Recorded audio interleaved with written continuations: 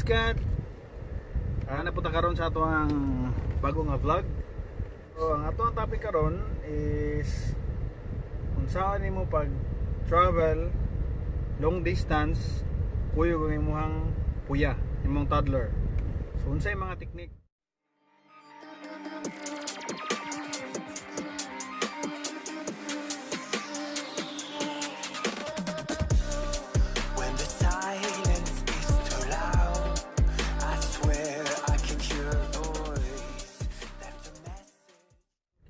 Istorya sa inyo ha, based ra po na sa ako ang na-experience ba yun sa ako pag-travel dire.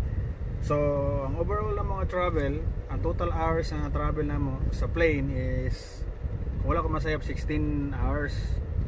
And then before na siya, nag-travel pa may gikan sa Osames to Cebu by boat.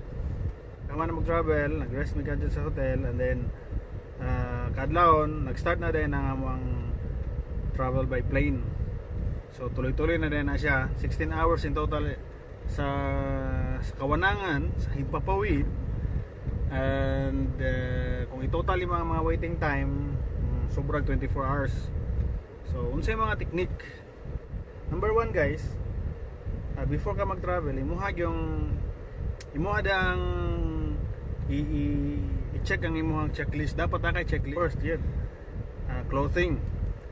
So mo na primero, ang ikaduha, ang food na dayon sa baby. Food dayon ang iya po mga essentials bitaw, mga diaper, mga ana. So tagsa-tagsaon na to na karon kung unsa na siya. And then ang ikatulo is entertainment. Ang entertainment di na siya mawala guys.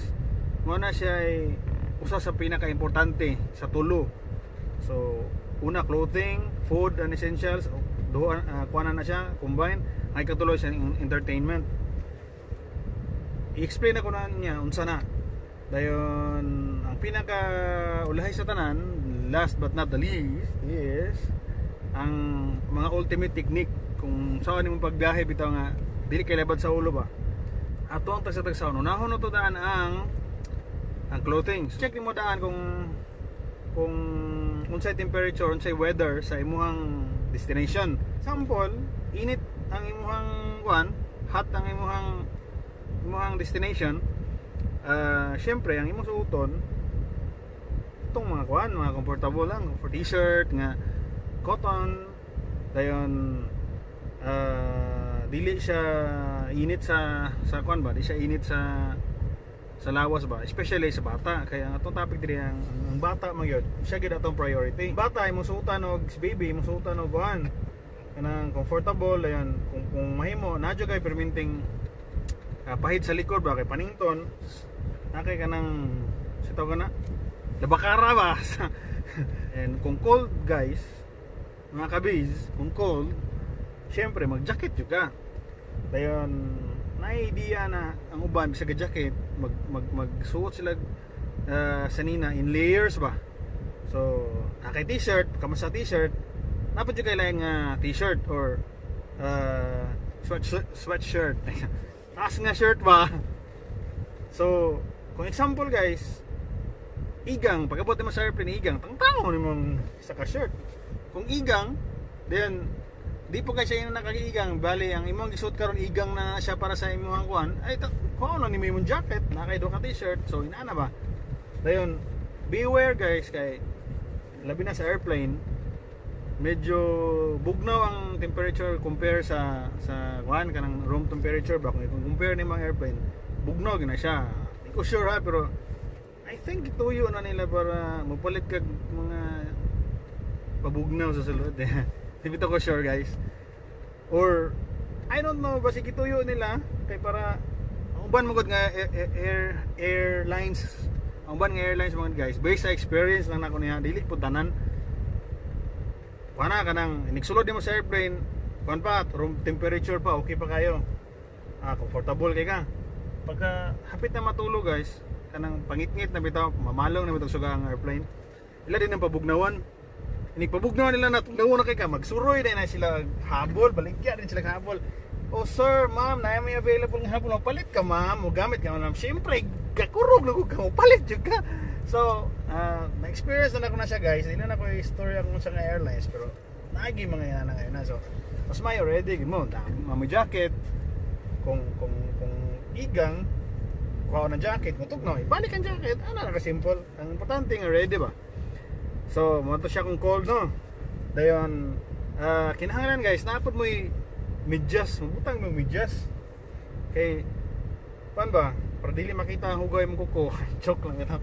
Mag-medyas mo guys, kaya ano, comfortable mo na siya kung magbiyahe na dayon.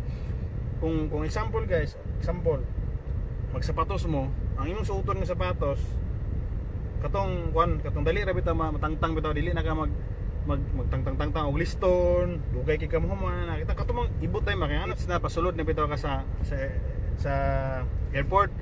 Ipang check man ang uban, panghubo ng sapatos, ang importante dali ra kay nimo mahubo din. Usahay pa gyud ang sapatos ibutang nimo sa scanner din, maglakaw-lakaw ka, magtinil ka at least na kay medyas ba. So safe ra imong mga panuhot sa tiil. Apil na po ng bata na. Dayon, ang imong sapatos nga suoton karon sa sugod ta sa ubos sa sapatos. Kinahanglan katong walay mga metals nga sapatos, kaya ang uban kung rubber lang din walay mga metal bitaw. Musugot ra sila usay og di na hubuon ng sapatos kay kana mga metal guys, muagi mo sa mga detector, mutingog mo na siya. Dayon, kanang sa pants na pod, ang inyong suoton nga pants, katulang cotton lang gihapon ay jeans, di kay na ko nang i-advise. Kung namoy jeans nga stretchable nga kanang murag dili siya gahiyon ba, okay na siya. Pero kung katong mao nga gahi kayo, ayo ato guys, ano guys, kung mao nga gahi kayo, especially kung medyo chubby mo, unudunuran mo, kung maglingkod gani ka og dugay kayo sa airplane, especially na kay tapad nga bata na kay sabak-sabak, dili siya na comfortable ba. So akong i-suggest sa inyo ha, kung comfortable ra mo biyahe nga magpajama mo, walay magbuot ninyo guys. Especially kung travel mo sa kanang mga western countries, wala may anay gud ha. Pilipinas, magkuan ka, mag-travel ka ato kag syudad din, magpajama ka, uy, nakatawaan ka sa ni pajama ni aning syudad. Manang kami na travel me, ang gigamit ako is katong pajama siya, pero lahi siya nga pajama, pangkuan siya ba, pang outdoor siya nga pajama. In fact, pang skiing ganito ang pajama. Okay good pag skiing ba, kay ang among destination Bugnaw. Ato nga time winter pag ito pag travel na mo, so pang Bugnaw gyud, then in layer din ang bata po, in layer pod. Nako i-suggest nga di lang ka magwaka headgear, kay kung waka headgear guys, medyo bugnaw gyud siya, especially kung nipis kag buhok. Bugnaw gyud ang magbihay din. Kung magbugnaw man kung magbihay god, nana di ang say magtuloy ang sipon, ana ba dili kalikayan bitaw. So kini siya inani applicable ni more sa Pinoy, kay ang Pinoy tropical ba kuan kanang anad na ta sa tropical. Pag abot na to ana mga winter nga mga lugar guys, ambot lang ninyo ha. Pero pa ako sa akong experience na gyud medyo tulo gyud gamay ang sipon, then nakay dalang bata magpahit pa kasi mo sipon, ana mag-shoot na kayo. So mayon t-shirt ta, so sang sa ibabaw ay kalimting brief ha, kinala mag-brief mo. Ayaw nag-layer ang brief, isa lang. Ayaw nga mao nga brief, dapat cotton nga brief. Ano to guys, ang sunod is sa shirt na is jacket na dayon. Pwede ka cool nga jacket ni nani kanang dili siya ina naka heavy din. Pwede pa ka mag heavy nga jacket nga kanang pang snow na, kay nana siya advantage po. Karon kay COVID man, ayun yung kalimte ang inyong mask. Base lang na sa ako ang experience. Dili comfortable ang bata kung imo siyang i-mask, especially kung matulog sila. Lain kay paminaw ng ginhawa ba, murag dili bitaw enough lang oxygen bitaw. So para sa ako wala na ko siya, akong baby, wala na ko siya gikuan, wala na ko siya utangan og mask atong nag-travel. May bisan og kasagsagan na siya sa COVID, wala na ko siya gipa-mask. Kalayo siya Ginoo, wala ra man gihapon, wala ra man, safe ra man namon travel. Dayon kuan lang gyud, naa kay chance nga makalimpyo sa imong kamot, makasanitize, limpyo gyud. Dayon dili maggunit-gunit kung mag-travel na mo, kumahay mo ayog before di magunita ng sa kabutang. Like for example kanang mga ingkuranan nga lisod bitaw kayo kanang malikayan, may magunitan gyud mo, syempre mulingkod ko kay imuha na lang na siyang trapuhan daan. Ito siya ang clothing. Karon iskutan na to ang food ug ang mga essential.